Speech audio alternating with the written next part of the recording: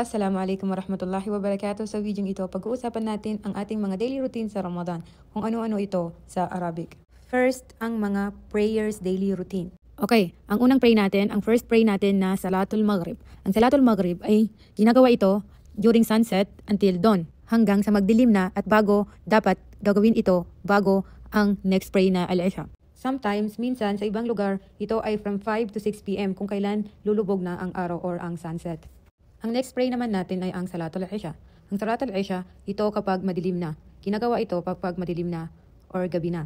Sa ibang lugar, ito ay from 7 p.m. or sa ibang lugar ay mga 8 p.m. Pero dapat ito, pwede rin tong 8 p.m. pataas, basta hindi lang siya abot hanggang 11 p.m. or midnight na. Yung senaryo lang na sinabi ko sa inyo, in case lang ito na pag nasa biyahe kayo, nasa travel kayo, tapos late na kayong nagsala ng Al-Isha, ito ay valid pa rin, pero dapat hindi nyo paabutin hanggang midnight. At kung ito naman ay nakaligtaan nyo at hindi nyo na namalayan yung oras na 2 a.m. na pala, mas mabuti na magtanong tayo sa mga sheikh, mga imam, dahil sila yung mga nakakalam ng mga hukom na ito. So dapat hindi sa akin manggaling. Yun lang, share ko lang. At sa susunod na pray naman natin. Itong pray na ito ay ginagawa lang ito during Ramadan. Ito ang Salatul Tarawih. Salatul Tarawih. Hindi tulad ng Al-Maghrib at Al-Isha na daily prayers natin siya kahit hindi Ramadan. Itong Salatul Tarawih, ginagawa lang natin itong pray na to during Ramadan. So, kailan o anong oras siya ginagawa? Ito ay ginagawa after Salatul Isha. After Salatul Isha, alatul, ito na yung, immediately, ito na yung next sala is Salatul Tarawih. Dalawang sala yung nakakadagdag kapag Ramadan, ang Salatul Tarawih at ang Salatul Tahajjud. Itong Salatul Tahajjud na ito ay ginagawa ito midnight. At dumadating lang itong sala na to sa middle of Ramadan, which is 20 Yom al-Ramadan. Kapag 20 days na siya ng Ramadan, ay pinoperform na ang Salatul Tahajjud. Hindi siya tulad ng Tarawih na sa unang araw pa lang ng Ramadan ay ginagawa na ang Salatul Tarawih hanggang sa matapos. Hindi, ang Salatul Tahajjud ay ginagawa ito sa pagka 20th date ng Ramadan. Okay, example nito. Ang Ramadan ay nagsimula sa January 1. So, ang Salatul Tahajjud ay magsisimula sa January 20, hindi sa January 1. Okay, tapos na natin ang Tahajjud, ang Tarawih at ang Tahajjud. Sa next pray naman tayo, ang Salatul Fajr. Ang Salatul Fajr ay ginagawa ito ng umaga. Ito ay ginagawa ito bago ang pagsinag ng araw o ang bukang liwayway o ang sunrise. Minsan ito ay from 4 a.m. to 5 a.m. or sometimes 6 isang oras bago ang bukang liwayway. Ang next sala naman ay ang Salatul Duhur. Ang Salatul Duhur ay ginagawa ito during lunchtime or break time.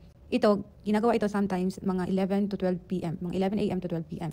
At yon ang Salatul Duhur. Ngayon, ang Salatul Asr naman. Ang Asr ay parehas sa Duhur. During noon time din to. Pero ang Asr at ang Duhur ay may separate time. Si Duhur minsan ay sinabi ko sa inyo from 11 to 12 p.m. Si Asr minsan ginagawa ito from 3 p.m. to 4 p.m. Yung difference time nila siguro is 3 hours ahead. Ito naman yung mga additional na ginagawa natin sa araw-araw. So iftar. Ang iftar or futur ay during Maghrib. Pag sinabi ng Allahu Akbar, lahat ay mag-iftar na, which is binibreak na nila yung fasting nila. Okay, so ano ang ibig sabihin ng futur? Ang ibig sabihin ng futur ay breakfast. At after ng iftar ay tinatawag naman nila itong suhur.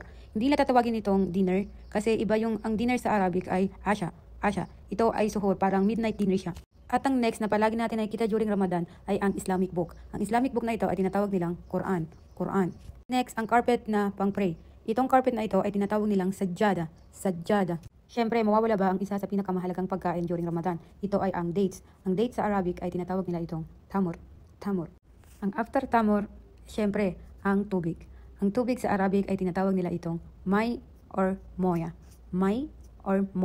So, yun lang sa araw na ito. I hope na nakatulong sa inyo ang video ito. Kung nakatulong sa inyo ang video ito, i-save at i-share nyo para makatulong din sa iba. Syukran, salama. Ramadan Mubarak everyone.